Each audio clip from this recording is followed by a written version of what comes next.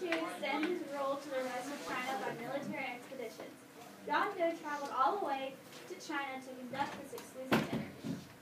I, John Doe, am live in China interviewing Yang Jian. Thank you, Yang Jian, for allowing me to interview you. No problem, John. It's great to have you. Rising to power, you had much competition between the imperial court ministers and yourself. For example, when Emperor Wang Yi tried to have you killed by tempting you with 4 beautiful royal concubines. What were your thoughts during this event? The women were sent to me, and they made me feel uncomfortable because I knew that they had reasons out of the norm for being there.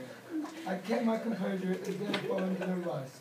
I was glad to see Wang Yi's plan fall through. That must have been disappointing for you, Wang Yi. How did your peers feel about your growing power and influence unifying China? They became very jealous of my growing power and began to spread lies about me to dishonor my name and word.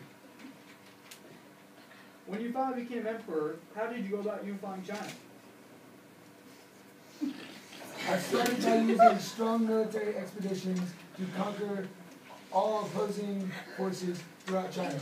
Once I extended my rule, I began to create a centralized government to ensure my role as emperor.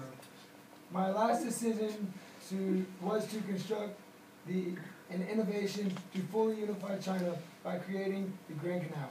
So explain to me your plans to further grow the Grand Canal. It will connect the Yellow and Yangtze River and unify China as a whole through trade, communication, and diffusion of cultures. Wow, that's interesting. Well, you're almost out of time. One final question to end with.